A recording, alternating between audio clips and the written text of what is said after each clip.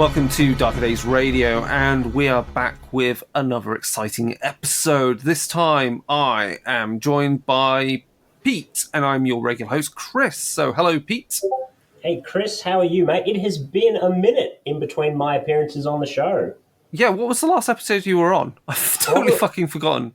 I think when it was myself and Dave talking about, or mostly me actually, talking about the Alien RPG. So, damn.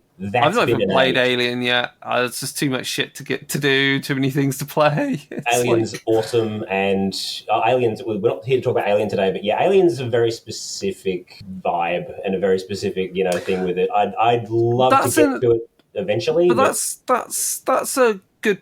I think that's relevant, though, for what we're going to be talking about, because I think, as people will notice from the title of this episode, we'll be talking about the relatively new, because we finally got around to reviewing it, as in you're listening to our review, of Hunter the Reckoning, based on the Vampire the Masquerade 5th edition. So we call this Hunter 5th Ed, even though really it's only its second edition, technically.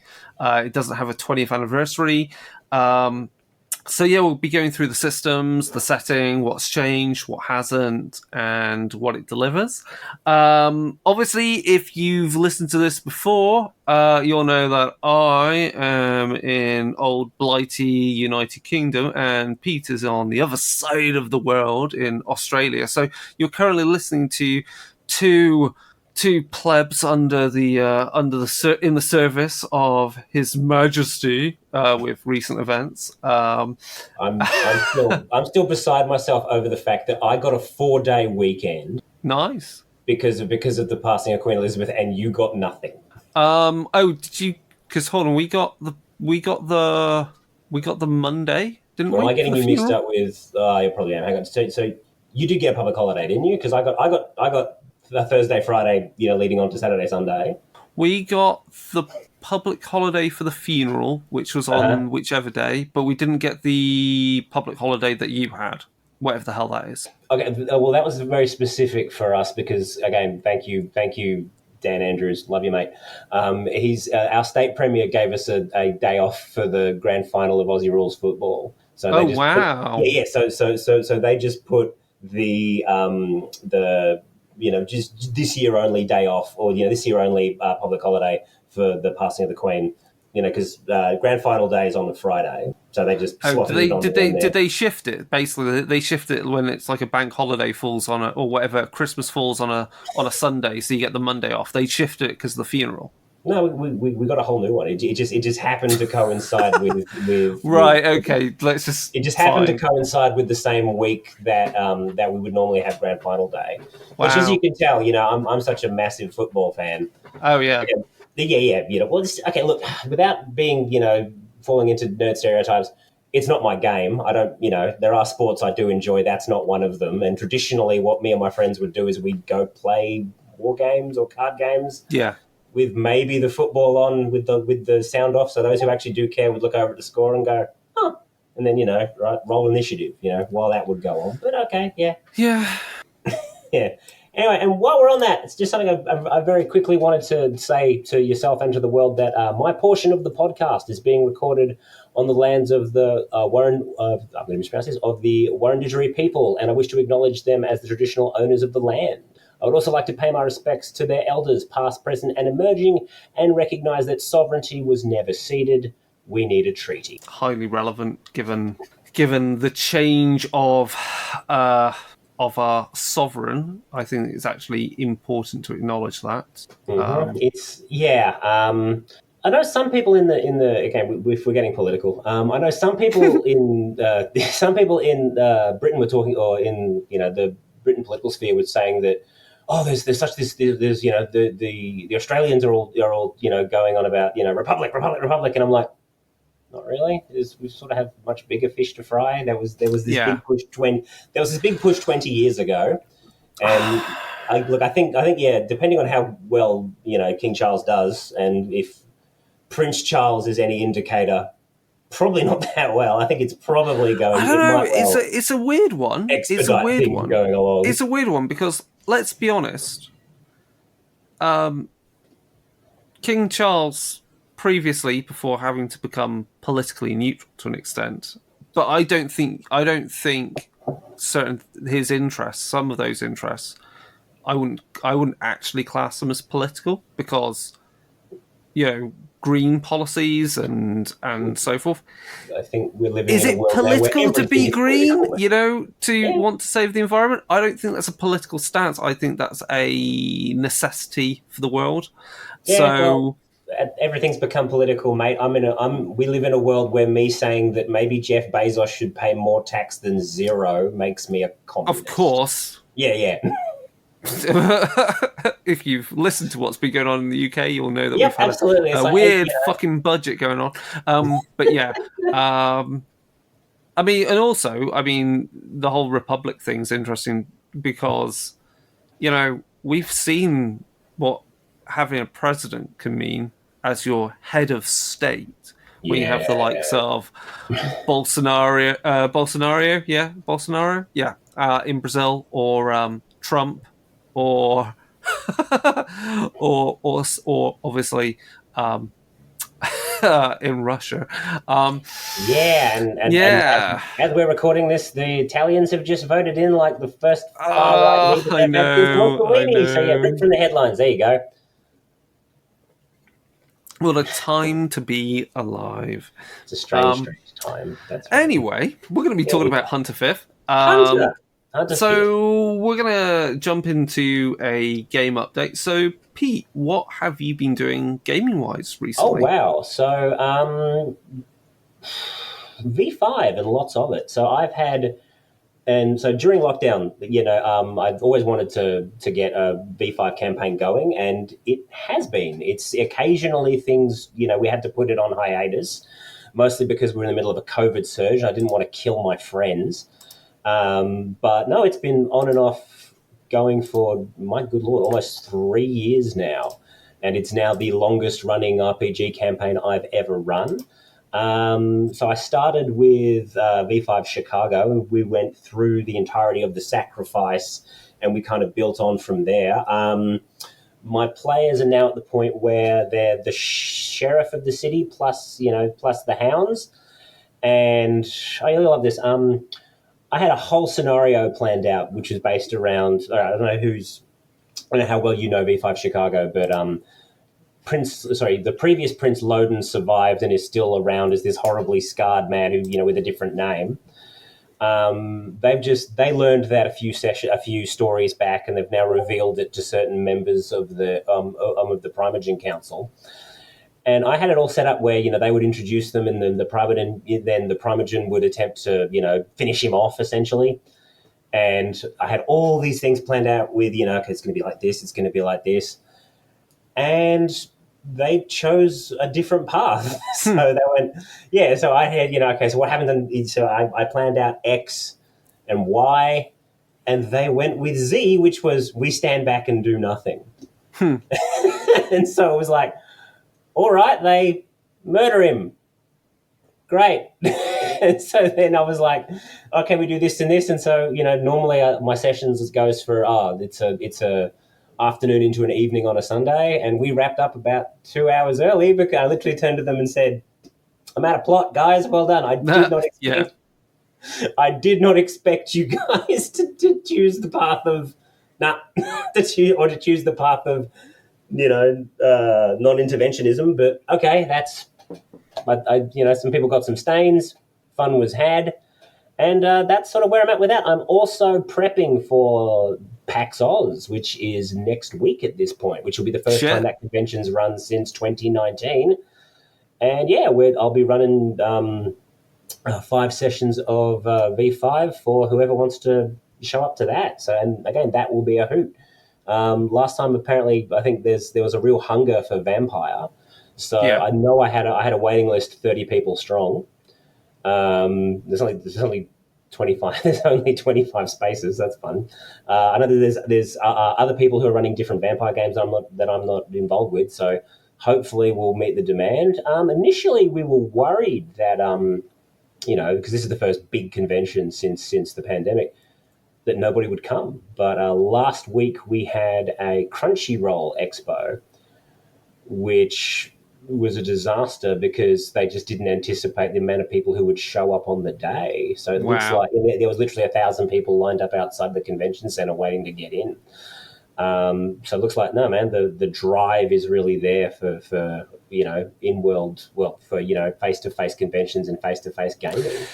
So yeah, I need to get back into face-to-face roleplay. I haven't quite had the confidence for it yet, just because, pandemics and everything are not. Oh yeah, sure. It's not over, despite what Biden would say. It's really not, but yeah, I mean, in this instance, as I said, it's with me and my players. It was always just because we've got it set up in such a way that we can just click over to playing it on Discord quite easily. Yeah, we just go Discord session this week. Bill's not feeling well. Yeah, or because the last thing I've said, if Avengers assemble at someone's house and someone's got a cough, it's like, no, it should be right, mate. It's like, no, I will strangle you. Yeah. No, don't do it that way. Just if you're not feeling well, we already had a near miss actually with one of the gaming groups. One of my players is in multiple gaming groups. If only we had the time. And one of the other guys rocked up and was like, "Oh no, I'll be all right." And it turned out no, he was freaking COVID positive, and he gave it to 2 people. Jesus. And, I know. That's what you want to hear, right? Yeah. Brilliant. So that's beautiful. But beyond that, no, that's been taking up my time, and I've been really thoroughly enjoying it. Actually, at this stage, having run it for 3 years, and now I've got players who are now, I think we're creeping up to 170 XP spent on each. So a couple of them have got maxed out discipline trees. It's now the question of, okay, how well I'm starting to think, how do I land this bird? And how do I kind of sounds finish like you've the got story with, okay, you guys have sort of made it to the top of Mount Olympus. And I know some people are like, oh, you mean we're wrapping up? And I'm like, yeah, dudes, you're like elders, And it sounds like some characters need to die, to be perfectly honest. It's that kind of like, probably. You have to have the fall for whatever. That sounds pretty damn cool. Well, they may end up listening to this, so I can't say too much, but I had to come up with, initially, they have run into the Second Inquisition about halfway through the story, and I had to fudge it a fair bit because the book wasn't out. Yeah. But they never, they kind of defeated the local group of the Second Inquisition, but other people knew what they'd done, and now I have the book. So that could be fun. And awesome. that probably will be where I conclude things, but we'll see. Anyway, don't listen to this, guys. But anyway, it's going to go. I need to go forever. Trust me. I need to get into doing some running something or playing and something some point soon, or doing something streaming maybe. But my time has been taken up with just a house that's been in disarray with a kitchen refit, and between that and learning to drive and everything else and writing, it's just like, I have zero time. It's just like I don't have the brain space for any gaming. As I said previously before we started recording, I'm currently in between jobs, so it's quite, it's quite. I have all the time in the world. Give me 4 weeks, and then I'll be back working, and I'll be learning how to. Sell salvage under emergency conditions, which I won't get into. But if that sounds intense, trust me, it is. Nice. Yeah.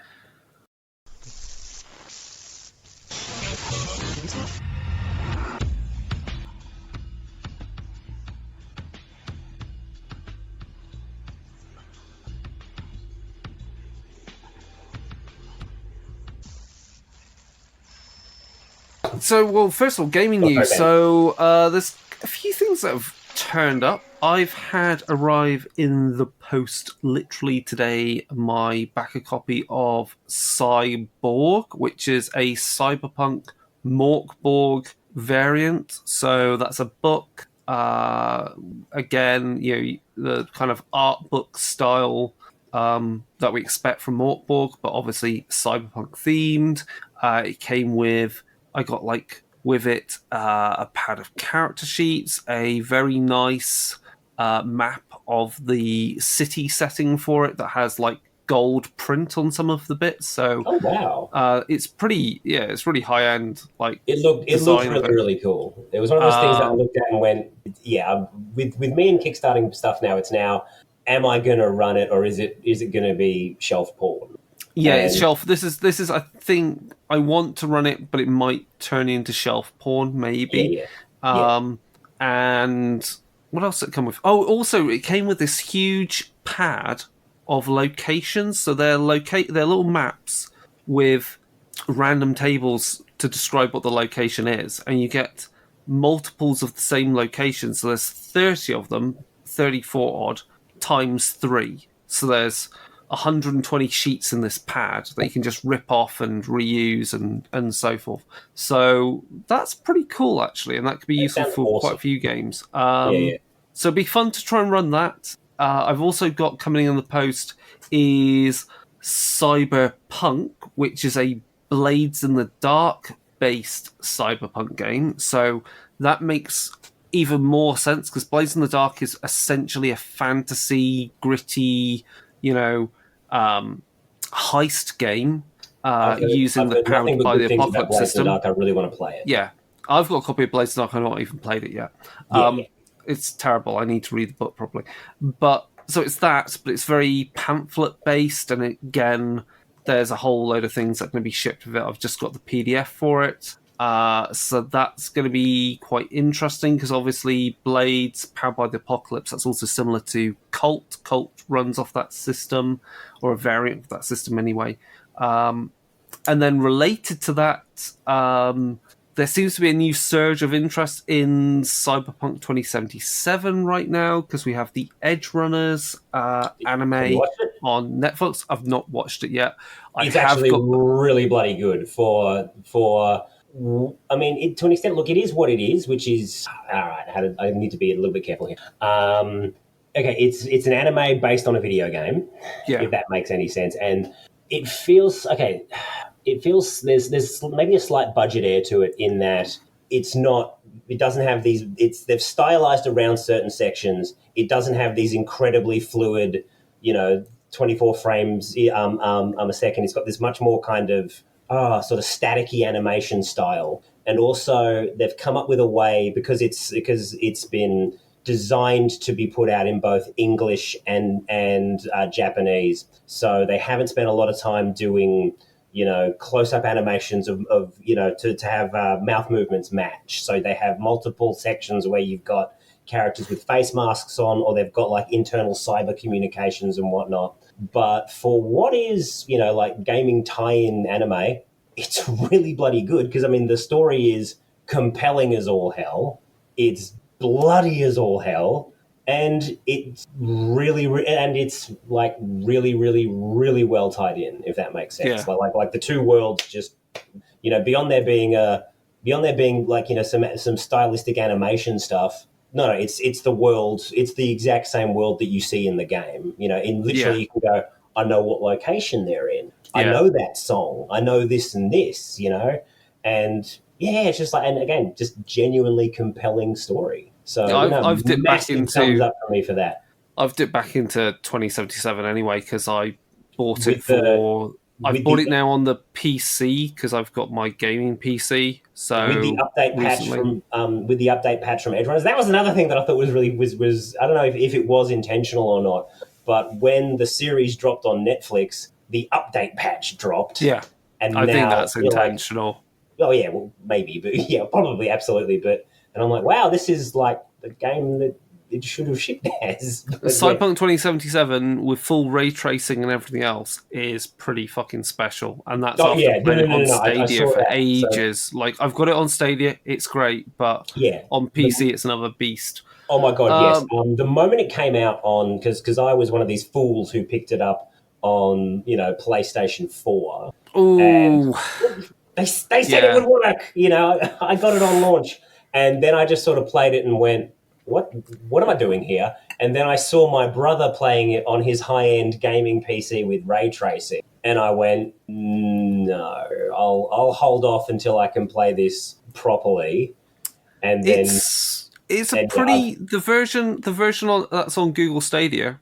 Like from day one, that ran sound. There were no issues with it. It's a pretty good version. It just doesn't have the ray tracing, so it's like, Yeah. But again, Google Stadia, the thing that they just went, we're not even going to launch this in Australia. Oh, that sucks, man. Because I actually really like, because I was playing, because my nephew visited this weekend, so we were playing we Overcooked on Stadia. Wires and tin cans, mate. So you're bloody lucky you can even hear me right now. But it's just, anyway, what else we got out? I think Mage, the Awakening 20th Anniversary Sorcerer is out. So that's obviously hedge wizardry within Classic World of Darkness. So I think that's a pretty good update. That'd be kind of fun to play because, again, it's given what we're talking about today with Hunter, Sorcerer is that kind of gritty kind of magic, which is maybe more fun than just being like, Matrix crap. And then the other interesting things that over the last few weeks that we've heard of, we've got one D&D. So this is basically the update to D&D 5th edition. This is essentially a distillation of ideas that have turned up in a few books for D&D 5th ed. So like dropping racial modifiers, or races aren't by default a particular alignment. D&D is going to have its own form of virtual tabletop, etc., etc., etc. So it should all be backwards compatible. There's an element of this which feels like it's going to be a walled garden as like digital products. This is where I kind of become like a bitter old man of gaming, where I'm just like, okay, like I don't know, like it seems like we want to give it its own virtual tabletop and its own, like, because I'm sure you've seen the same video I have where they show you kind of zooming in and doing things. To me, it looks like a bit of solutionism, a bit of, a solution searching for a problem. Look, if the new players and the new kids love it, yeah, sure. I'm like, look, as long as you're still putting out physical books that we can all sit around and play together. And also, I just see it as a, because they've said, it'll be one D&D, and I'm like, this is going to be a subscription service, isn't it? This is going to be, right. Because, this is going to be transitioning us over from. Yeah, cool. So the idea of D&D, one D&D being a subscription service, of course it's going to be. I mean, that's kind of what everybody wants now. They want, isn't it? Everyone wants the sweet, sweet subscription money. I mean, look, to an extent, I don't care as long as they're still publishing the books. And even then, I mean, the great thing about role-playing games was always like, no one's beating your door down to steal the old books. If they put out an edition you don't like, play the one you do. Yeah, play the one you want. Yeah. Yeah. So that. It'll be evergreen regardless. It's just, I mean, like, I'm not. Look, I was never a D&D guy anyway. But I said a lot of this seems like, particularly the big push to play online, and apparently it's where people are doing it now anyway. Yeah. But it seems to me to be like, hey, if we're all getting together and play a video game, why don't we get together and play a video? Like we were doing 10, 15 years ago with World of Warcraft. Yeah. But, cool, whatever. And then related to D&D is, because obviously D&D, for D&D 5th edition, Private Press put out the Kickstarter for Nightmare Empire, which is the Crix setting book for Iron Kingdoms that I worked on. So they're now teasing a lot of the stuff for the new edition of War Machine. So War Machine and Hordes are folded in together. So basically, brand-wise, it's just War Machine now. There's no War Machine and there's Hordes. There is just War Machine. So there's the whole beta of the rules out. They're teasing designs and stuff for the new update of Kador, of Signar, for the designs of the Orgoth, who are a new faction. And then we also have the new faction they've teased a bit more of the elves of the realm of Eos, who used to be known as, well, I guess in the war game were Retribution. They're now this kingdom of undead elves, so they're the house Callus, and that's all kind of quite interesting because obviously for the roleplay game is set before in the timeline where War Machine will be focused on now. So the roleplay game is kind of leading up to the events which then kick off these big, wars and battles. So I think the only reason it's interesting is obviously if you're not into the war game, but you are into the roleplay game, like me, it's kind of nice to have miniatures that are exactly for that RPG almost, right? So again, it allows that immersion. It's the same reason why there's not a significant amount of crossover between. I mean, like it's not one of those instances. Okay, because I know nothing about Warmer Hordes beyond that it's a thing, and for a while there it was, dare I say it, the budget option for people who wanted to get into wargaming but didn't want to drop the thousands that would be required for 40K at the time. But in terms of one and the other, it's like one's got its own complete system and the other's running a D&D variant. Am I accurate in that or not quite? What do you mean by that?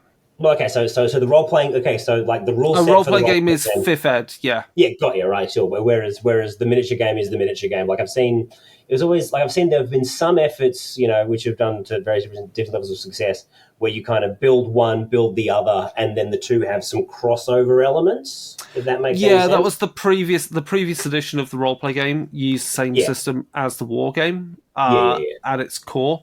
Whereas they've gone back to being a D&D based game, like the first edition of the RPG was, because that was a D20 system back like 20 years ago now. Oh God, wow. Now I feel fucking old. We all feel fucking old, mate. Yeah, but I mean, it's definitely interesting because, like I said, again, while like Age of Sigmar Soulbound, I've got like a pretty diverse miniatures collection, and so it's nice to dump the miniatures that work for it because it's Age of Sigmar, and the same thing with Privateer Press. So I'm kind of back into collecting it, and I am awaiting in the post 2 of the battle groups for the new edition. So I'm waiting for the Kador and Signar one. They are in transit currently, so that's going to be quite interesting. Anyway, enough of what is out generally in gaming. There's mostly other stuff we've not talked about. If there's other gaming news that's related to Warhammer RPGs, go to Darkhammer. That's where we'll talk about that. Hopefully in future, anything to do with Privateer Press and War Machine we'll talk about in our Dark Iron episodes when they get started up. I think there's some other shit out for Free League. I think they're starting to deliver, or they've done the kicks. They're beginning to deliver stuff for like the Mythic Britain Vaesen setting, I think. Don't quote me on it. Anyway.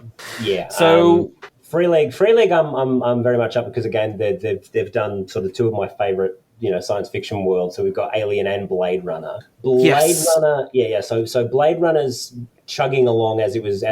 It's on. Blade Runner's on schedule. We've got I think we've got an almost finished PDF. Once the finished PDF comes out, I know Dave was talking to me about that. Yeah, we'll sit down and do a review. When it's done, it's done. When it's done, when that one's done, we'll definitely review that. When we get this is the completed PDF, and off it goes to print. Then I'm comfortable reviewing it. Beforehand, it's like, review the album, not the demo track, which I think is always sort of that's fair enough to those guys. But yeah, it's going to be when we get the physical edition, it's going to be much like Alien. It's going to be a very, very smelly book because, oh my God, the ink that's just because. Yeah. So what you like about Free League is just like, oh my God, as artifacts, those things are just gorgeous. How playable they are is another thing entirely. When you're like, okay, black page with green type, and you're like, good Lord, what am I looking for here? But anyway, black pages, white text, pretty good when it's digital. When it's printed, not as. You're like, ooh, the ink smell. Some people love it. It's a trigger of their childhood. It was one thing of the things I was thinking about recently, which is some of your favorite smells that take you back to childhood. And there's a particular ink smell from a bunch of role-playing games that just really does take me back to being, sort of 16 and reading these things and going like, oh yeah, can't wait. It's like when you open a pack of Magic cards, isn't it? I wasn't a Magic guy, but I'll take your word for it. So yeah. Oh, definitely, yeah. Anyway, let's talk about the main topic, which is Hunter the Reckoning.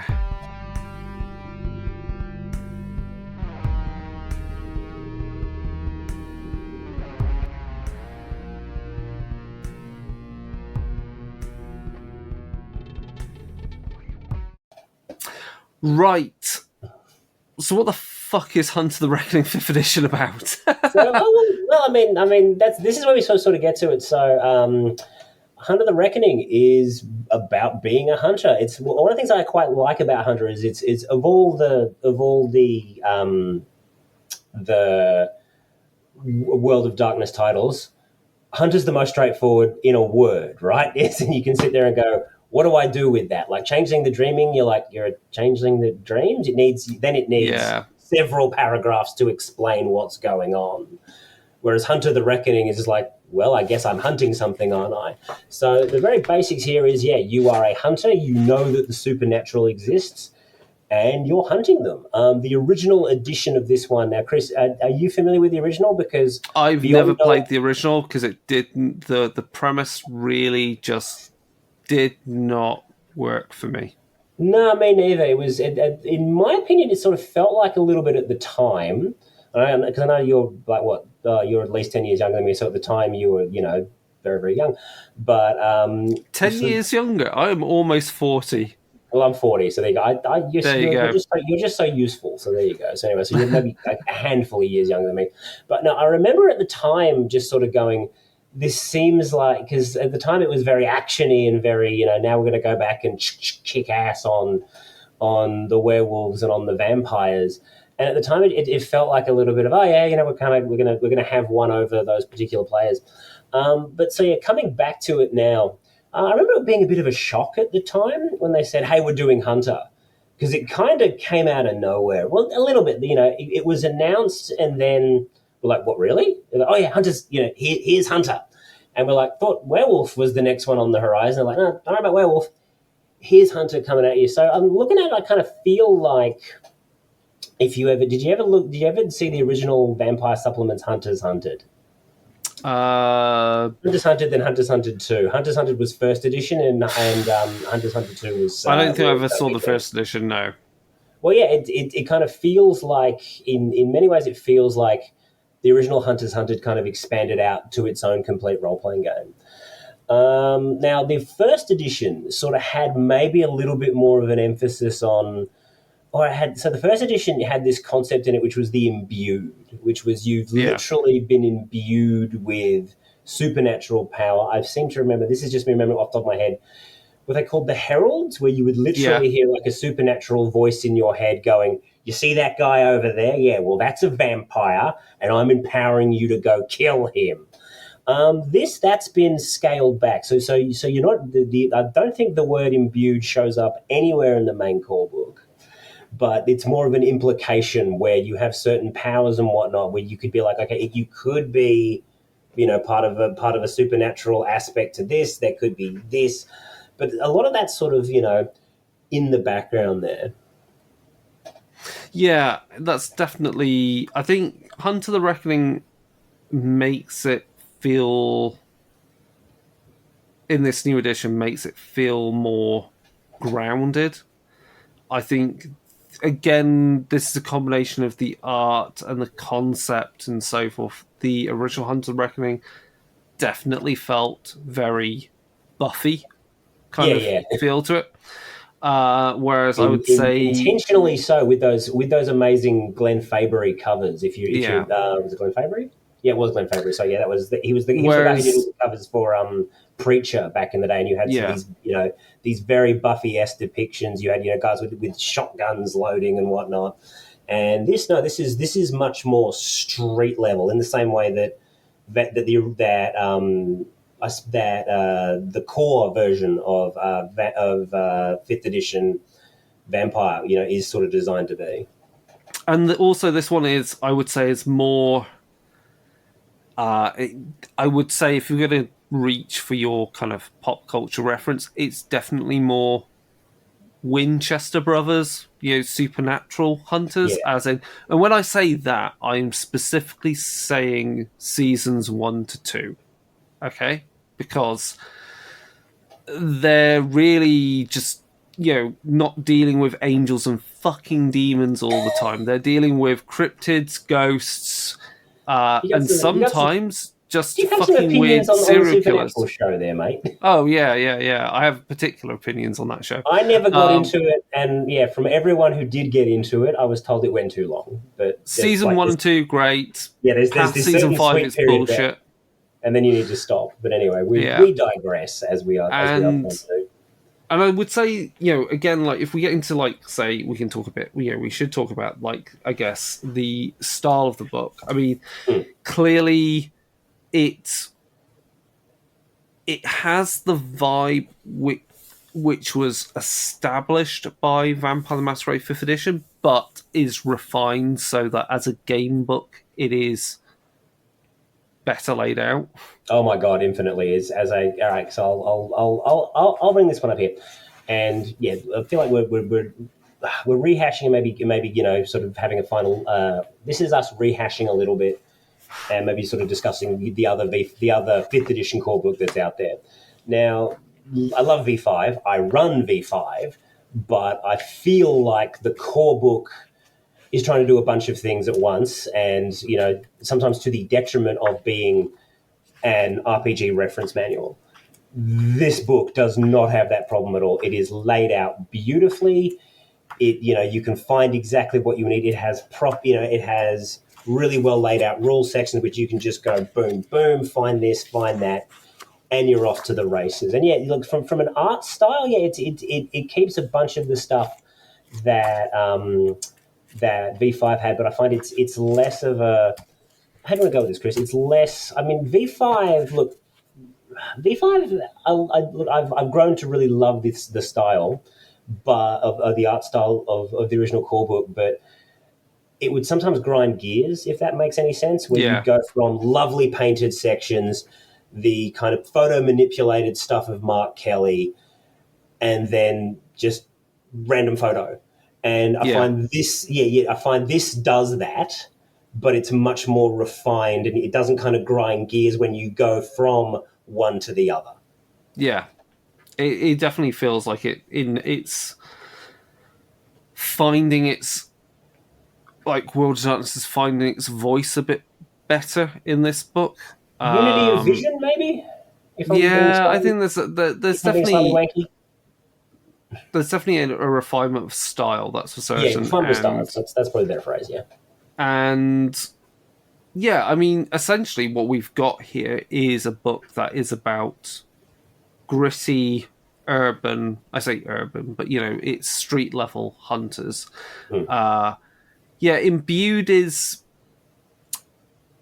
we'll talk about this with respect to edges, because edges is essentially the powers that you have as a hunter. Now, edges could edges represent anything that ranges from knowledge that you may have, tactics you may have developed, contacts you may have, or arsenals of weaponry that you may also have. But also, you can reason. So essentially, the point is, those are what edges are. They're going to give you some bonus, or they're going to mean that you get a weapon. You just go, I've got a shotgun ready with Dragon's Breath rounds or whatever the fuck, But the point is that how that plays out narratively, not mechanically, but narratively, it is up to you whether that is you are like, the Winchester brothers, you just happen to have that gun stashed under the hood of the car, and you whip it out, and the vampire has zero idea you had it prepared there, ready to blow their heads off. Or it could be that you actually play it in the kind of imbued sense that there is divine intervention, there is some higher power intervenes and places something there for you to use, or gives you the insight that you need to hunt the strange supernatural monster.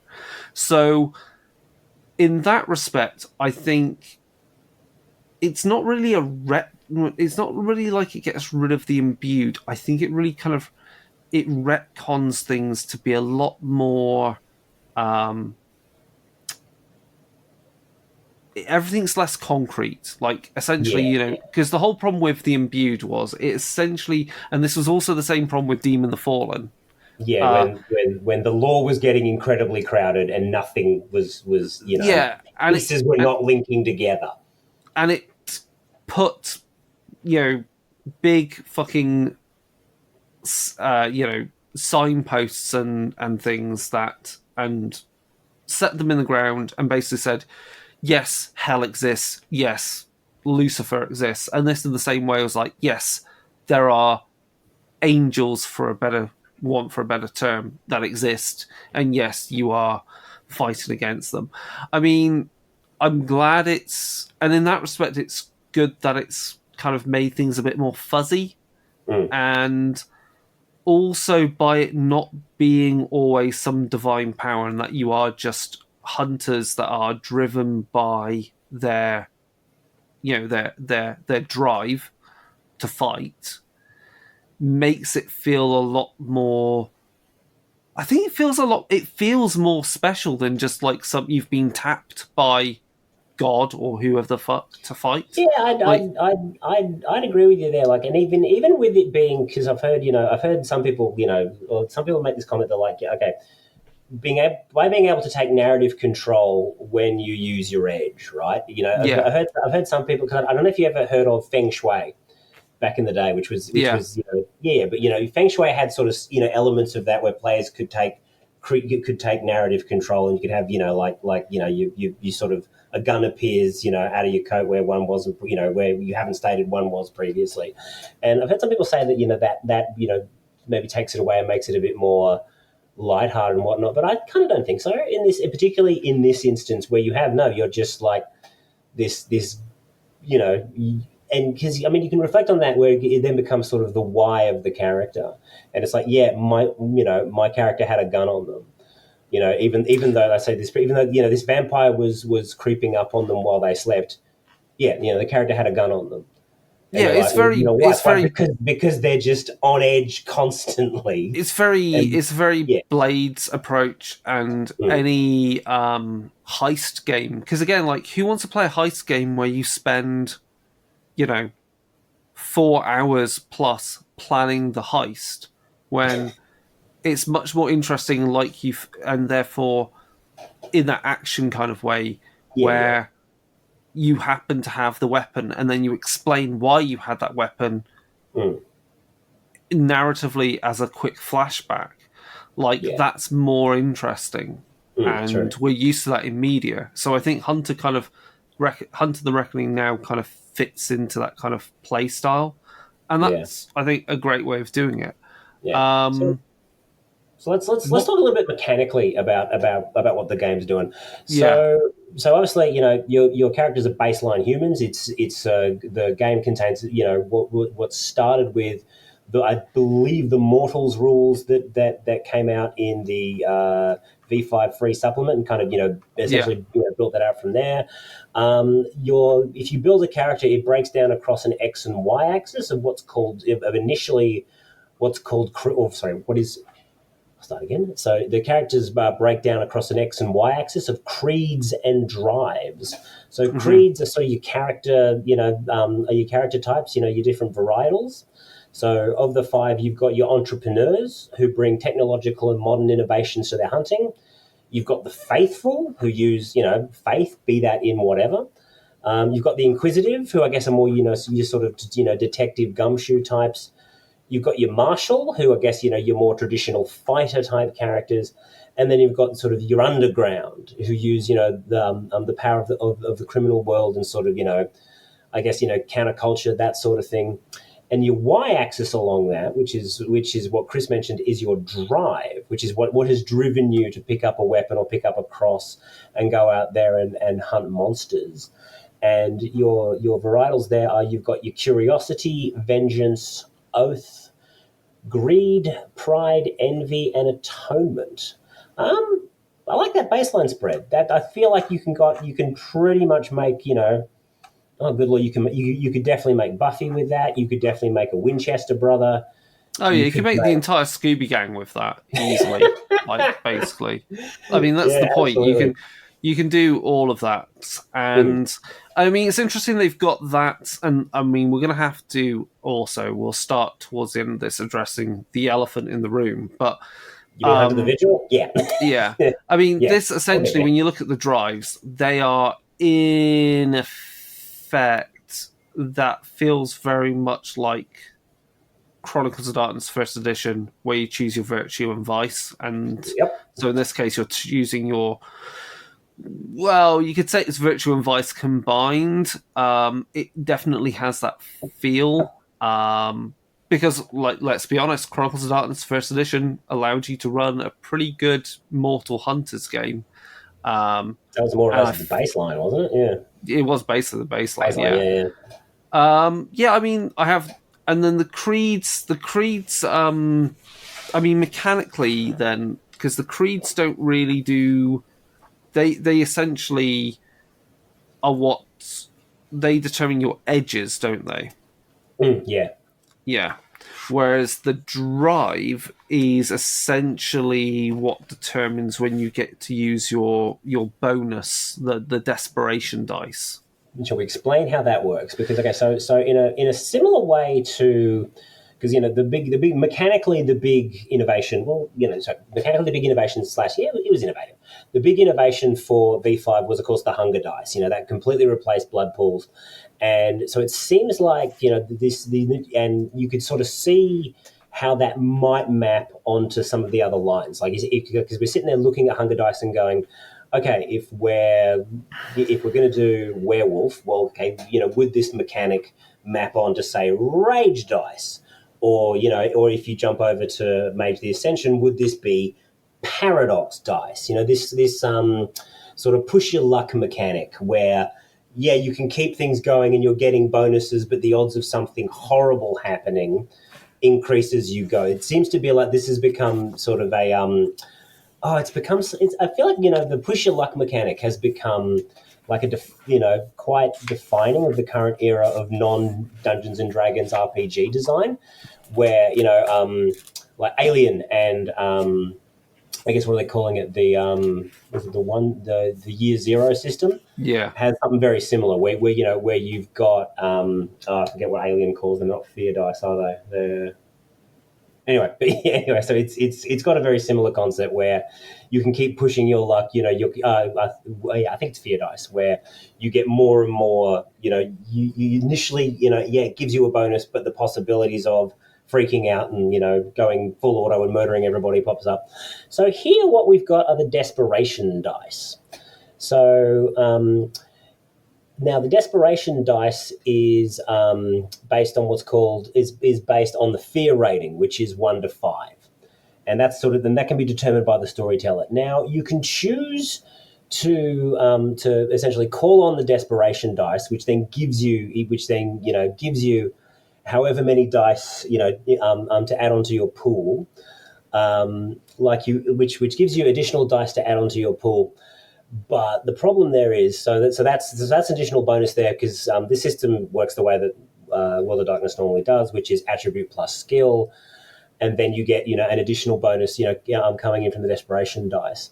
Now if any of those dice end up facing 1, first of all, it increases the danger, and second of all, that will give you what's called an overreach, which means that the quarry that you're hunting gains some kind of bonus. So they may be they're potentially alerted to your presence. Again, I feel like there's a lot of narrative caveat that the storyteller and to an extent the players might be able to exert here. But if you don't succeed and you don't have any 1s on your desperation dice, you then get into a state which is called despair, which basically means you can't call again on the desperation die. Now, on paper, that all sounds pretty great. I mean, initially I was thinking it would be something. I was thinking it would be very similar to the fear dice mechanic from Alien, but I kind of like that it's kind of a communal pool, that it's all kind of there. And that you'll be sitting there thinking, oh, do I want to try this now? Do I want to try it later? Am I, because if you don't get the role, you then can't touch it again until you've fulfilled whatever, and until you've atoned, which is determined by, I believe, your creed.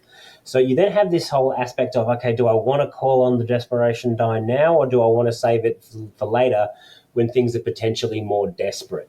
Again, haven't had a chance to actually play test this, but on paper, yeah, this absolutely sounds like the goods. Yeah, I don't see any problem with this whatsoever as a system. Like it feels like it's an appropriate bonus that you can call upon, but it seems less reliable than it seems less reliable than, say, when you boost things. Yeah, then In Vampire, and then suffer from hunger dice. Then absolutely, yeah. Because I mean that's the difference. Because in Vampire, you would test to see whether you increase your hunger. Yeah, rouse checking. Yeah, you do your rouse check, and then you add a bonus. So that's a lot more, to a degree, much more reliable. But I think with desperation, because of if you're getting more towards the grand finale of the hunt, the desperation pool's going to be fucking, it's going to be 5, right? Yeah. So essentially, hunters pushed to the limit can reliably, well, not reliably, but they have the ability to call upon quite hefty amounts of bonus dice by, if it falls within their creed feel, and they can they can activate it with their drive. They can get that amount of desperation dice. It also says you cannot use willpower to re-roll desperation dice. So that's quite interesting. That's good. Yeah. That's still within hunger dice.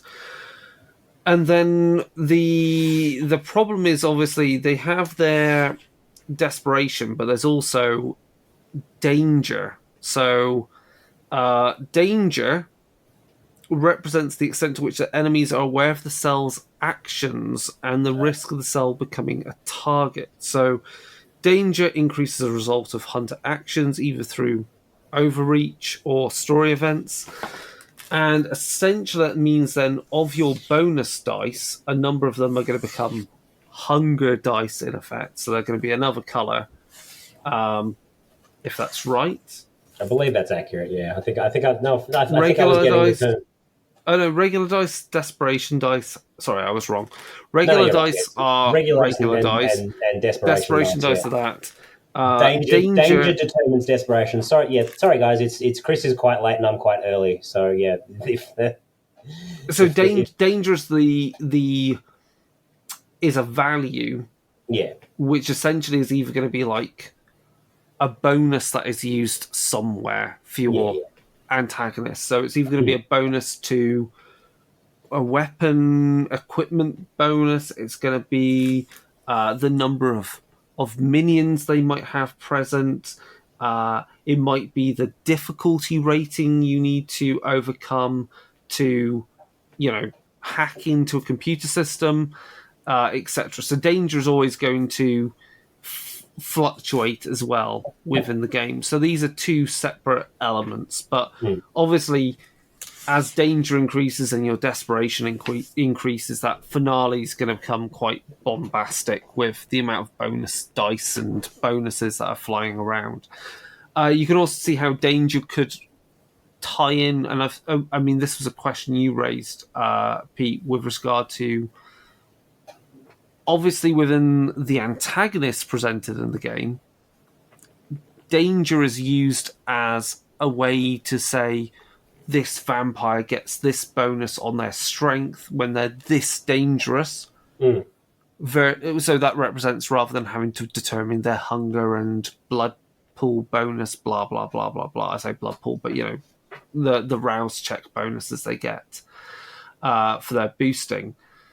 But you could use danger. I'm sure there's going to be some guidance at some point on how to merge danger with V5, where you would use danger as a way of, say, going, if you're using the V5 rule set to represent your vampires, then danger would be the cap on the bonuses they could get, or the level of discipline they can activate, because obviously a more desperate, more dangerous vampire is more willing to use masquerade breaching disciplines at a generally higher level, That makes or sense. perform feats of physical prowess by rousing and throwing a car, which obviously you're not going to do at like danger 2, but at danger No. 5 a vampire is capable of that and going to crush someone. And so I think there's a way that you can merge the two things. I don't think but obviously the core book for Hunter doesn't get into that because it's delivering a very specific focused product, which is you're playing hunters, and any presentation of vampires, werewolves, ghosts, etc., are done within the framework that we have. So there will undoubtedly be something, I'm sure, in the future about crossover. That is for certain, because obviously everyone wants to have a werewolf and a fucking mage and a changeling walk into a bar and do Everyone whatever. says they do, but then they try it, Yeah. and I don't know. But you can see, so that's sort of one idea of how much crossover actually is there in this game. And look, I mean, beyond the fact that you're fighting vampires, I would say look. I would argue caution just by just how much you want to throw in there. In particular, yeah, in particular, look, if you've got World of Darkness players, particularly people who have played a shit ton of Vampire, you don't want to be using terms that they recognize. No. You know what I mean? Like, absolutely not. You would want to put them in a room, and you would not be using descriptors that involve discipline terms or any of that sort of stuff. I would use even proper vampire names like Gangrel, Lasombra.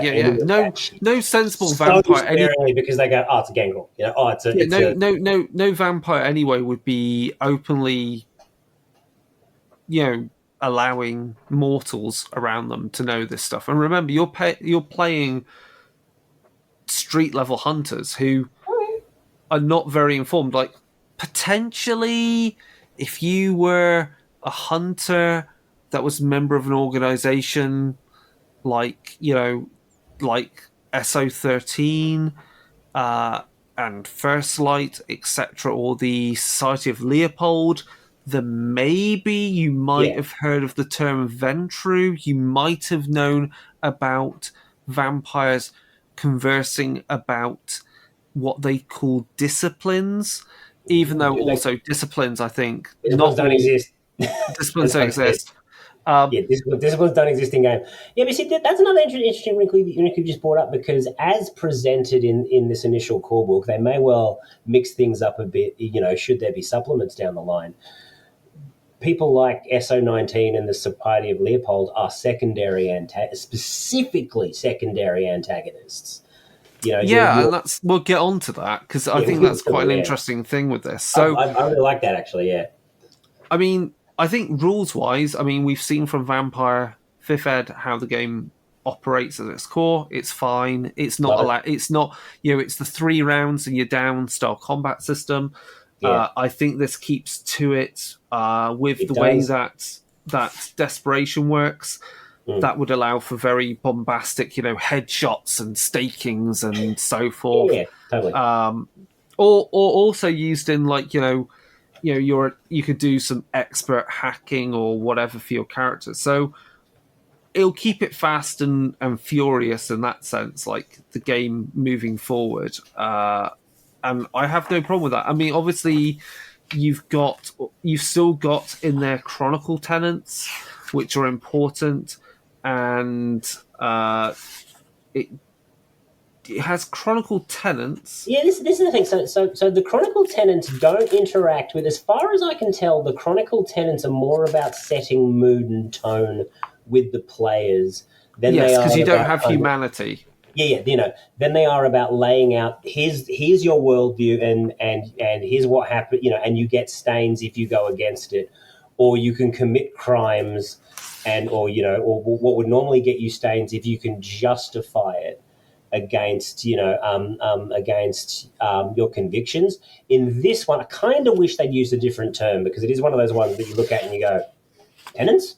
And it was like, because in Chronicle tenants in this one are more the players get together and they work out kind of, the tone and how the game world works. Like it specifically states things like, are we going for a neo-noir, sort of Blade Runner-y idea of, I'm becoming a monster, I'm doing something horrendous, the werewolf was tearing people apart, but he was, poor example with the werewolf, the vampire that we destroyed was murdering people, but he was afflicted with this, with this horrible curse and couldn't help it, or are we going the more adventurous term where it was like, no, he was evil, put him down, we win. And so that's more where the chronicle tenets and stuff come in here. It's more determining tone and mood for how your chronicle works. Again, I really like that. I like the fact that, you've got this very specific framework, dialed up there for, if you want to be, we all did it. If you want to be 15 and like, killed him, ha-ha. Or if you want to do that more sort of grim, dark, who's the real monster sort of stuff, then, it's right there for you, and it kind of lays out how you would present that to your players. Mm-hmm. What was I going to say? So, yeah, I mean, there's quite a lot you could do with this. I think there's a lot you can explore with any game about playing Mortal Hunters. I think that's the point of this is... Yeah, totally. As we said, like, you are playing street-level hunters. They are driven to hunt because of their drives, whatever's caused them to confront the supernatural and be aware of it.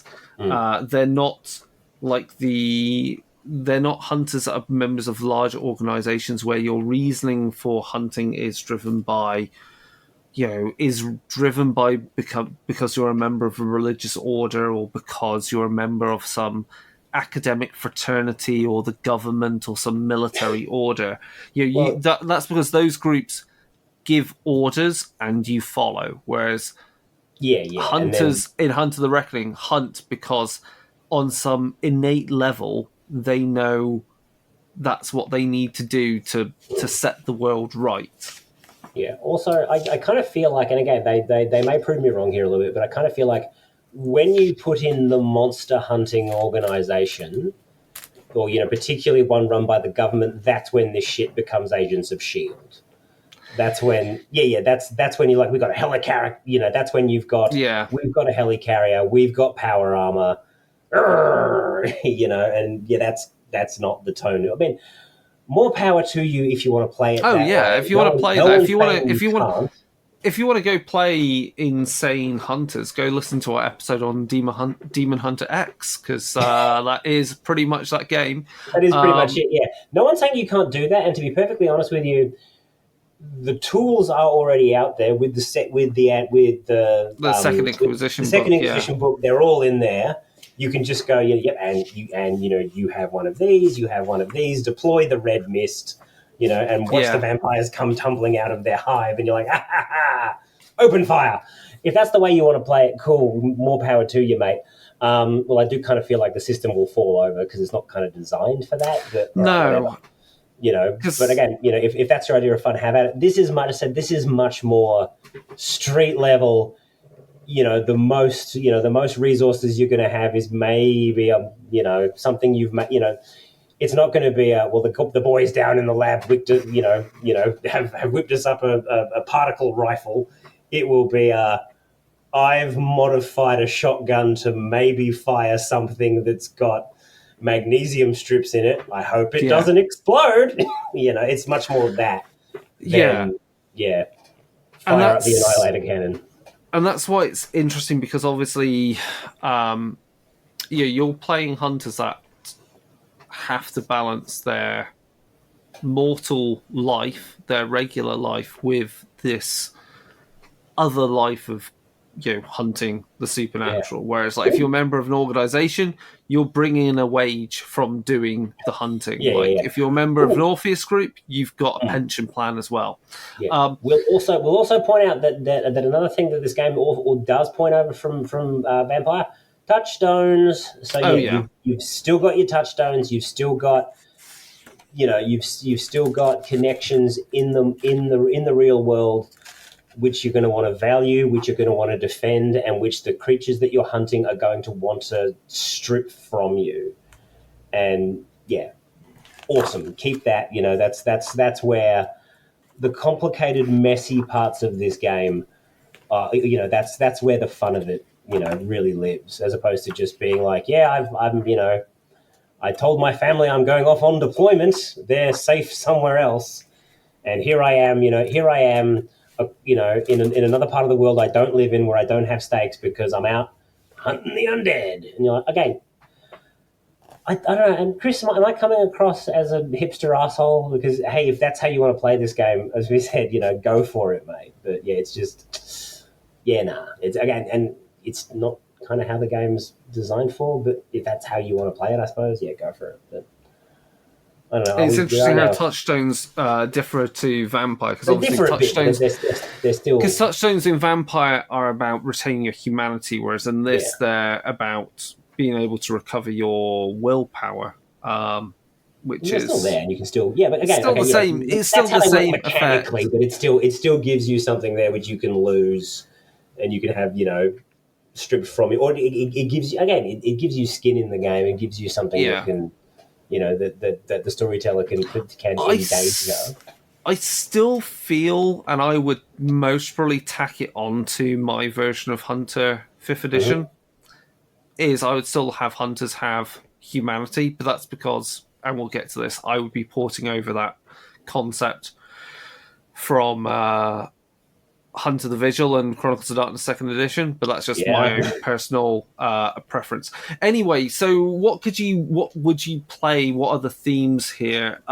Obviously, you know, the whole point, and if we go all the way to what is the tagline, it is a storytelling game of desperate measures. So essentially that means, because you are hunters that don't have some large organization to support them, you don't have the finances, you don't have teams of specialists to turn to, or some person that is essentially knows all the lore that you go to, and, you know, it keeps a vast library of information on behalf of your organization.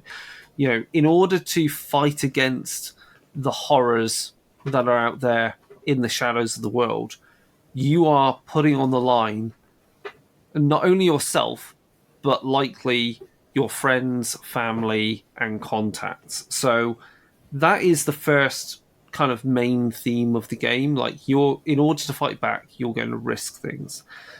I think the other thing that is interesting, because we have the corporate kind of military hunters, the hunters that are just doing it because it's their job, is you can definitely have the whole, who is the real monsters? Like, you know, again, are you the monster, or are the vampire the monster, or is it that corporate group that are who are hunting down vampires and also have zero care for the harm they're doing to the mortals who are associated with the vampires who they've targeted? They may not know the person as a vampire. They're people that the vampire may care for, but they see as being just as bad. And these corporate organization hunters are more than happy to harm. I think that's a really interesting thing to look at. It mostly is saying something about capitalism and you know, how it is a soulless churning engine that has no care for people. Also, I guess as part of this is, if you're willing to sacrifice things, if you're willing to sacrifice too much, and are willing to do the sort of things that corporate hunters are willing to do, are you becoming a monster yourself? And that's always an interesting theme, because I think this really gets us round to the whole thing of, like, are monsters, are the supernatural the cause of evil in the world? Are they or are they the symptom of the evil that's inherent in humanity? And so are you just becoming another symptom of that evil that is within humanity? I would certainly explore that kind of thing. Yeah, totally. Obviously, if we consider the fact there are groups that believe in, God, divinity, and so forth, you've got the really big question: is what you're doing, and this goes back to the imbued as a hunter, are you driven by some divine plan? And that also begs the question: are the supernatural creatures of the world also part of that divine plan? So that's Wow. an interesting philosophical question to be had. The reason why you would fight against corporate monsters, that when we say the corporate monsters, the corporate hunters, is your perspective of the things that lurk in the darkness. It might lead you to go, I don't think that big organization should have access to that lore or that research or capture that vampire and reverse engineer Yeah, it's blood the magics. they're going to Wayland Yutani it essentially. Yeah, exactly. Yeah, We've definitely. captured There's it. a We're gonna whole that. yeah, So which I is think there's quite a few different themes to explore. oh yeah, it's got a tremendous amount of scope there. I don't know. To be honest with you, Chris, I feel like, look, man, you've got some heady goals. I mean, I just kind of feel I'm like, wow, you explore that in your role playing games. We're just kind of having we're trying not to die and have a good Oh time on a yeah, Friday night. But yeah, you can aspire for the bigger themes, and I kind of it's always there in the background. But yeah, no, it's that's some good stuff there. Like, I mean, oh god, yeah, and all. I mean, look, we're massive lefties. We're communists according to some people. But yeah, it's no. But you're not wrong. That often, my games will always kind of, look, I make the statement that I think everything's political, and every kind of statement you can make is political. And I feel like, yeah, the game coming around to being, are we caught in the gears of this horrible machine, or are we cogs in the horrible yeah. machine? And that's always something that is sort of fun to explore. And yeah, even in my game running Vampire, where it turned out the guys were essentially ending up being like vampire cocaine dealers, and then discovering where that came from, and me kind of forcing them to no, you need to harvest blood from unwilling people to get this working, guys. It's not, there is a human element to what you're doing. And again, there will be this human element, and there will be this cost to running around trying to wipe out these supernatural threats. And yeah, you can play with the idea of, was it, is it, yeah, you can play with this idea of you being out there destroying these things, and how much destruction did they actually deserve? Did they deserve to be completely wiped out? And again, when it's a blood sucking vampire, that's a bit more that's a bit more difficult to play with. When it's some of the other supernatural groups that are that are mentioned, like because werewolves pop up in this, I'm in this. They're just kind of werewolves, if that makes sense. They're not sort of. They don't mention. Well, neither do they really do for the vampires. They don't mention any of the splat terms. No. The phrase kindred does not pop up. The phrase Galru does not pop up. And yeah, this kind of leads us over into, I guess, discussing the elephant in the room, because the game is kind of modular. The game is, designed because you've got kind of a boilerplate. This is a vampire. It's not necessarily a kindred, but you could make it a kindred if you wanted to in your game, because this game almost seems to be coming at it from that toolbox approach that Chronicles of Darkness did. Chris, how do you see this? Does this game ultimately justify its existence in a world where Hunt of the Vigil is right there? Where Hunt of the Vigil second edition is literally right there, and we had a second edition of Hunt of the Vigil. What, 18 months ago? More recent than that, like they're literally shipping core book out.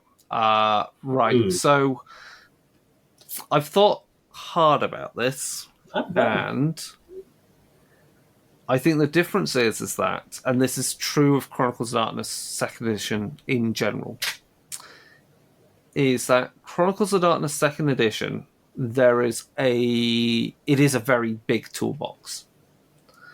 And I think by comparison, and I would say this is the same when you compare, say, Vampire the Requiem to Vampire the Masquerade 5th Edition. Masquerade 5th Edition is much more streamlined by miles. I think it's safe to say. I'm not saying Requiem's like bloated and complicated. I just think there's less that there's a degree of streamlining going on. And I think that's the same with Hunt of the Reckoning, and why they chose to keep it as just what would be in Vigil considered tier 1, like you are street level. Yeah. And that's mostly because that's the game which people new to RPGs going to be new to the World of Darkness media through all the various avenues, whether it's TV, computer games, streamed RPGs. People are going to latch onto that concept much more easily than, say, the higher level, higher brow, well, not highbrow, but like high concept hunter ideas, like where you're part of larger cells or of organizations. So it's curious in the sense that it exists side by side with Hunter the Vigil, but as part of a much more focused product line. Like, it's much more focused than Chronicles of Darkness in general. Yeah. Then I think fine, it exists. Would I play... the big question is, like, would I play Hunter the Reckoning? Sure. If I had the choice between Hunter the Reckoning and Hunter the Vigil, ooh, that's a tough one, because there's elements of Hunter the Vigil that are really interesting when you look at the different cells. You mentioned previously that you would give Hunter the Reckoning a humanity stat. Yes, I would put it in there in a heartbeat. Yeah. And how would you see that working? Like, would it be more like the idea of, like, okay, would you kind of keep a degeneration level where once you're too low, this character is no longer playable, this character is a fucking sociopath, or this character is a psychopath who's just, Yeah, I would do something like that where... I would do something like that. Other games. Sorry, I've seen other games like... I don't know if you ever, and I never caught up with its third edition, but Unknown Armies did something a bit similar, where if you kept going down this path, congratulations, you're a sociopath, and you don't get access to, to like certain passion powered, because you don't feel that strongly about anything anymore. Yeah, I would do that, as in, you would cap. It would mostly do something like it caps the bonus from desperation, because if you're... Yeah, good idea. You just wouldn't care enough to be as desperate, and it would mostly mean also that danger would increase quicker, because of course you take more risks. It might translate into other bonuses, like obviously if you've got lower humanity, you've got more boxes for stains. There might be a thing of like where you could acquire stains in return for a bonus, as in if you're a piece of work and you do things in a particular way that incurs a stain, you're going to like you're gonna get your target, but there's gonna be collateral damage along the way, which will be like harming bystanders and so forth. Yeah. So I think that's mostly how I would work it. And then obviously that gets you towards the thing which is definitely, though, a main feature of Hunter the Vigil, and what I want to run as a Hunter the Vigil campaign really at some point, I really do want to run, is I want to run Hunter the Vigil that's totally like 99% focused on cryptids and like things that are nearly human but not quite, so that uncanny valley kind of horror and slashers, because that seems more terrifying than anything in this day and age. Would you touch? I mean, again, this is us talking about a completely separate game line here during a review. But would you touch Deviant at all if you were going that route, or probably not? No, I'd mostly not bother, because Deviant brings in like huge amounts of other rules anyway. There's just no need for it in there. Yeah. And Deviants, I think, in the world of Chronicles of Darkness, like Deviants, like numbering, like like mummies. There are few and far between, so you wouldn't bother. Right, but we don't. Anyway, we should wrap up a bit more as we're into the end of this. We've been going for ages. The other thing that Hunt of the Reckoning, I think, is interesting, that introduces, it gives you a whole list of the organizations. It gives you an outline on how to build them, build your own antagonist organization. So these are the corporate, military, religious, large, organizations that do nefarious things and don't care about people in how they hunt. But also it details some from World of Darkness that currently do exist. So we get some detail about the Arcanum, which is more of an academic, research-driven group. So that they don't really hunt; they're more watching. You've got the various kind of FBI, CIA type groups that we've had described before that are part of the Second Inquisition. There's a Special Affairs Division, which I think first popped up in Project Twilight, which was and then also we get Orpheus, the Orpheus group, who are they're a group that specialize in people that are able to project their soul, so they can do astral projections. They basically become ghosts, and that's how they interact with ghosts and do exorcisms and very ghostbustery type stuff, which is all very interesting because it doesn't really give us any insight into future V5 based games with how the hunger dice kind of will be implemented in that variant. But I think we know, obviously, we're expecting Werewolf 5th at some point, apparently with that core that is nearing completion. And of course, we already have a lot out for Wraith through the VR game that you can get on Oculus. And I never played that one. Did you? I've played it. It's hard. I found it hard in the one bit I got up to. It's kind of creepy. But you see, that's when we get into the interesting question of how much of the world did it lay out, if any at all? You know what I mean? Like in terms of the world of Stygia and all that sort of stuff that was laid out in the original Wraith game. Because then you have the whole thing of, hey, we're doing a Wraith, current 5th edition. But how much of a retcon do they need to go in and do, because they blew up, they blew up Wraith years before. Yeah, I think there's going to be. It'll be interesting to see what they do, because obviously Orpheus is set in that world. It's set in the wreckage of Stygia. But I think that's important because it does the thing that means that ghosts are more on the borderlands, and so interacting with our world rather than, oh, you're dead, you're off in Stygia. Yeah. Welcome to. It's the whole problem with. It was the whole problem with Werewolf, wasn't it? Where you go, oh, we're werewolves, we're going to fuck off into the Umbra, and never deal with the real world. And it's like, but that's where the interesting stories are. Is when you're a fucking bloodthirsty, walking killing machine dealing with humans. Humans are where the interesting stories are, not where you're off, fucking dancing around with spirits and whatnot. Like, who gives a shit about that? That's all. And again, it's the same problem with Changeling and so forth. It's Chris has always opinions. There we go. Yeah. It's got to be brought back to the real world.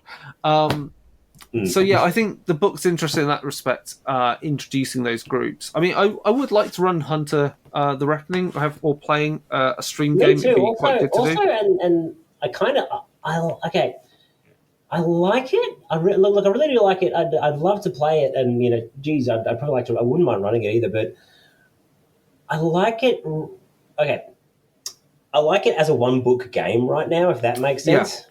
Whereas, if because I'm not quite sure what Paradox have said that their plan was. I know initially they've said with the World of Darkness role-playing game books that they were gonna sort out the core books, and once they feel like the core is sorted, they'd hand off producing supplements to other companies. Whether or not that's going to be, as of the time of this recording, whether or not that's going to be Renegade, or they're going to pass off, they're going to let other companies, they're going to say, hey, Onyx Path, do you want to do, you can do supplements for this and this, whatever. Not quite sure about how any of that's working out.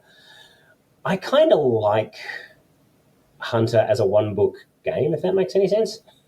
Yeah, I mean, I think if they can expand it and keep it in that kind of very tight kind of feel to it. It's keeping that tight street level focus, but you just kind of see that, when the supplement creep starts coming into it, then it's like, hey, here's how to run Agents of S.H.I.E.L.D. And you go, oh, yeah, okay, I kind of feel like we've because once the book's out there, that's when you get players rocking up and going, so I bought this supplement that has this in it.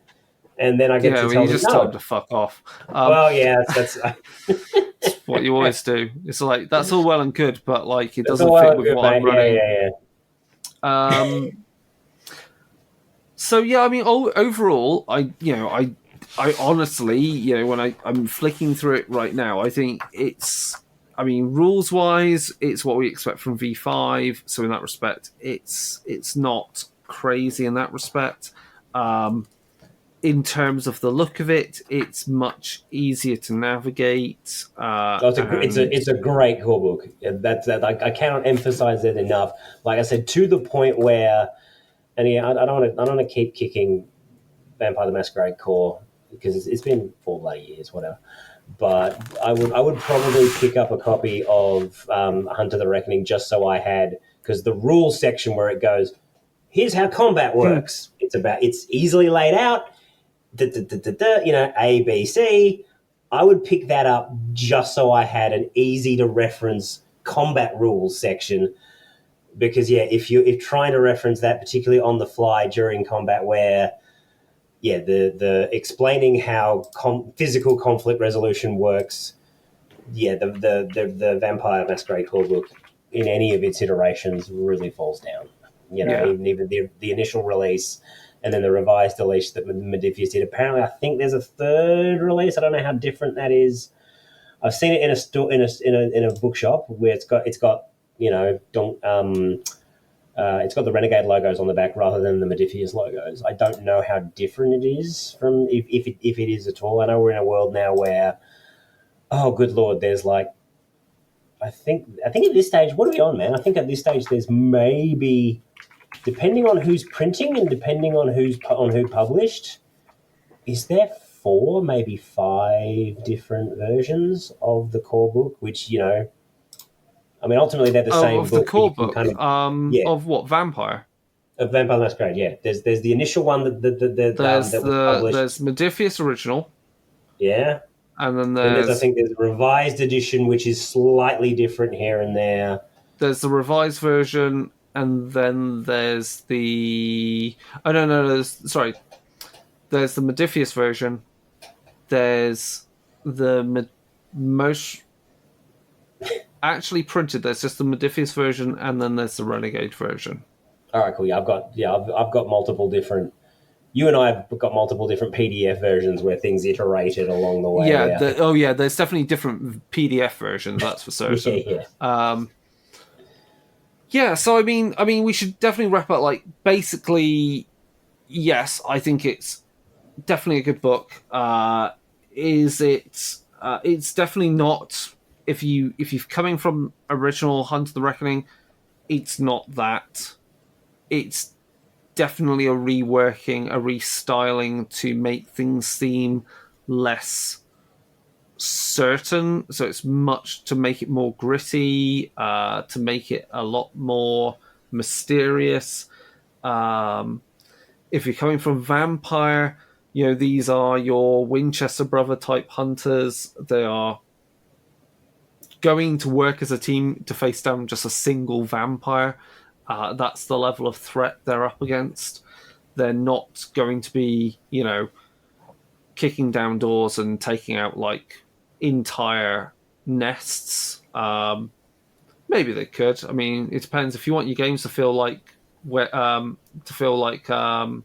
John Carpenter's Vampires, more power to you. That's a shit Yeah. film, though. Whoa, shots fired. Yeah, it's not one of Carpenter's greats. I'll give you that. No. That's If you want to play John Bon Jovi using this, then you can do that too.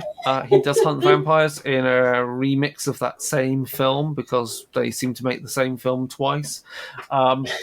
I didn't see what was the new one? Day Hunters. It's got Jamie Foxx and Snoop Dogg. That's a good one. That's a good one. Is it? I hadn't seen it yet. Daywatch. That's brilliant. That film. That is fucking awesome. That film. There you go. Wow, that's a very strong recommendation there. But yeah, I mean, it's definitely fun to. It's definitely going to be fun to use. I just haven't had time to run anything from it, but I've got ideas for what I would run. If I was to run it, again, I think you can get a lot of mileage making lots of weird cryptids and so forth. Things that look human but don't conform to any particular thing, especially because when you've got lots of players, I'll be like, oh, that's a vampire, isn't it? Oh, that's definitely a Malkavian. Like, just fuck with them. Like, they've watched too much of the stream games. Just throw at them weird monsters, throw at them technological horror even, like, rogue fucking AIs that use occult mathematics at their heart or something like that. Just really fuck with them. That's what I would do. Or serial killers. Just do, like, let's be honest. Grab Hunt of the Vigil 2nd edition or Hunt of the Vigil 1st edition books. Do serial killers, because actually, you've raised a good point actually, because the best advice we could give you if you want to run this new edition of Hunt of the Reckoning is just pillage everything that you can. Fucking grab everything. Yeah, grab it all. Get the complete set of PDFs. Get Slasher. Which I think Slasher's a brilliant supplement, isn't it? Slasher's fucking awesome. There you go. Shout out Stu Wilson. I think that was his first one he worked. One of the first ones he worked on. Pull it all from that. But I say, look, and pull from the existing World of Darkness sparingly, because there's so much of it out there, and you're going to lose that sense of the unknown when someone goes, Malkavian vampire right there. I know how to deal with these guys. You're like, yeah, don't do that. Cool. Okay. Right. Well, I think that's it. Oh god, we spent ages on this podcast. We waffled. Yeah. All right. We waffled a lot. Right. So to wrap up, then, again, Pete, thank you for taking time to read, review, give your input and insight into this. Always happy. I will also point out that so as of the time of this recording, PAX Aus is next week for us, or for me. I will be there. I will be running a Vampire the Masquerade introductory scenario called The Midnight Express. If you're attending that convention and want to see how bad a storyteller I am, please come on. Come on and find me. I will be at the PAX at the Table section over in, obviously, the tabletop area. I will have Darker Day stickers for anyone who plays. So there we go. Something to look forward to. Well, in that case, then I'm going to edit this. So hopefully listeners will listen to this on Wednesday. So it's out before then, so they can get the heads up. And if they're going to Oz, PAX Oz. If not, and obviously if they want to get in contact about this, then obviously you can email us, darkdaysradio@gmail.com. You can find us on Instagram, Twitter @darkdaysradio. You can find us on Facebook. You can find our videos on YouTube. And of course, you can follow the show notes to our Discord, where we now have forums implemented as per the Discord update. So you go over to World of Darkness 5th Edition or World of Darkness, wherever the sub category is, and you can we'll create there a forum post about this episode so people can discuss it there. Obviously, if you want to listen to more Dark Hammer, you can find episodes of that. We recently talked about playing Nurgle, as how to represent Nurgle and Nurgle's servants in the worlds of Warhammer. Obviously, also, if you want to find out more about freelance roleplay writing and how to get into the industry, you've got Crystal's series on that. That is going on currently. And then I should be guesting on a few things quite soon. So if you listen to this, stay tuned and you'll see on social media links, etc., to the appropriate dates, times, and where to listen to it for that. So I think that is everything. Damn. Cool. All right. Goodbye for now, and we'll be back soon with some other review of something within the horror RPG genre. So goodbye. Goodbye.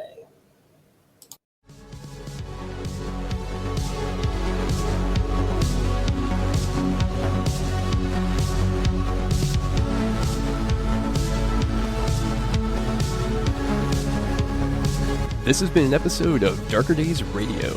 Special thanks to Occam's Laser for the intro, outro, and new bumper music from their hit album, 9 Circles. Check out the rest of their work at occamslaser.bandcamp.com.